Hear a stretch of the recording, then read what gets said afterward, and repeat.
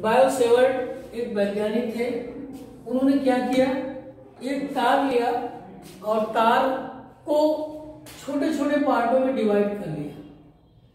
उन्होंने मान लिया कि तार के छोटे छोटे पार्ट हैं और इस तार में धारा आई बह रही है, और किसी छोटे जो पार्ट लेते हैं उसको बोलते हैं अल्पांश, उसको लिखते हैं डेल्टा एल। यानी इस छोटे से खंड की जो लंबाई है उसे लेते हैं डेल्टा एल, बोलते हैं अल्पांश। अब इस वाले तार की लंबाई से मान लिया स्मॉल आर दूरी पर कोई पॉइंट पी है, और इस पॉइंट पी पर चुंबकीय क्षेत्र की तीव्रता क्या होगी, इसके लिए उन्होंने प्रयोग किया।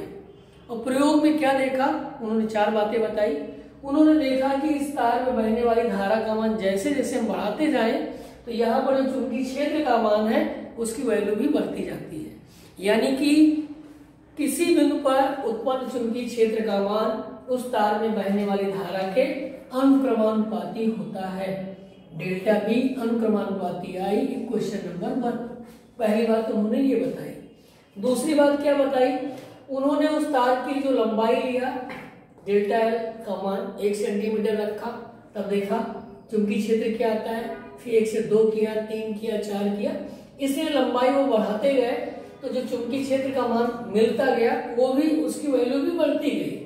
तो दूसरी बात उन्होंने बताई कि उत्पन्न चुंबकीय क्षेत्र का मान अल्पांश की लंबाई के अनुक्रमानुपाती होता है। यानी लंबाई बढ़ाएंगे तो चुंबकीय क्षेत्र का मान बढ़ेगा। 2 बातें हो गई। तीसरी बात उन्होंने क्या किया कि उस अल्पांश से उस बिंदु को मिलाने वाली जो रेखा है और जो तार है उसके बीच का जो कोण है, इस कोण का मान उन्होंने बढ़ाया। पहले 30 अंश पे देखा कितना आ रहा है, फिर 45, 60, 90। तो उन्होंने देखा कि जैसे जैसे कोण बढ़ता जा रहा है वैसे वैसे यहाँ पर उत्पन्न होने वाले चुंबकीय क्षेत्र का मान भी बढ़ता जा रहा है। तो तीसरी बात उन्होंने बताई कि उत्पन्न चुंबकीय क्षेत्र का मान उस बिंदु को तार से मिलाने वाली रेखा और तार के बीच के कोण की ज्या के अनुक्रमानुपाती होता है। उन्होंने ज्या क्यों लिया, क्योंकि साइन थीटा ये ऐसा है जिसमें कोण बढ़ने पर मान बढ़ता है।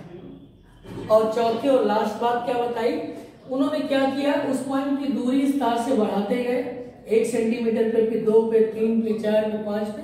तो उन्होंने देखा कि चुंबकीय क्षेत्र मिलता है, दूरी बढ़ाने के साथ साथ चुंबकीय क्षेत्र का मान घट रहा है।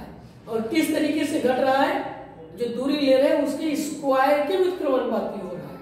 तो चौथी बात उन्होंने बताई कि उत्पन्न चुंबकीय क्षेत्र का मान उस बिंदु की तार से मिलाने वाली दूरी के वर्ग के व्युत्क्रमानुपाती होता है। यानी कि डेल्टा बी अनुक्रमानुपाती 1/r²। तो यही 4 पॉइंट जो है ये बायोसेवर्ट का नियम है। ये बायोसेवर्ट ने एक तार लिया, अनंत लंबाई का लिया, उसमें धारा को प्रवाहित किया, उसके चारों तरफ उत्पन्न चुंबकीय क्षेत्र उत्पन्न हुआ, तो उसका मान क्या होगा वो 4 बातों पर निर्भर करता है। यही 4 बातें आपको याद रखना है। उत्पन्न चुंबकीय क्षेत्र का मान तार में बहने वाली धारा के अनुक्रमानुपाती होता है। उत्पन्न चुंबकीय क्षेत्र का मान अल्पांश की लंबाई के अनुक्रमानुपाती होता है। उत्पन्न चुंबकीय क्षेत्र का मान उस बिंदु को तार से मिलाने वाली रेखा और तार के बीच के कोण की ज्या के अनुक्रमानुपाती होता है। उस बिंदु पर चुंबकीय क्षेत्र का मान उस बिंदु की तार से दूरी के वर्ग के व्युत्क्रमानुपाती होता है। अगर इन चारों पॉइंटों को मिला दें, समीकरण 1, 2, 3 व 4 से तो जो भी मिलेगा वो बायोसेवर्ट का नियम हमें मिल जाता है। डेल्टा बी देखिए सब में है तो उसको हम एक बार लिखेंगे, अनुक्रमानुपाती सबका इनटू कर लेंगे। आई डेल्टा एल साइन थीटा और अपॉन में क्या आया r²। अगर इस अनुक्रमानुपाती का साइन हटाएं तो यहाँ एक कांस्टेंट आता है μ0/4π। I delta L sine theta upon r²। इस फार्मूले की सहायता से हम निकाल सकते हैं कि b का मान क्या होगा।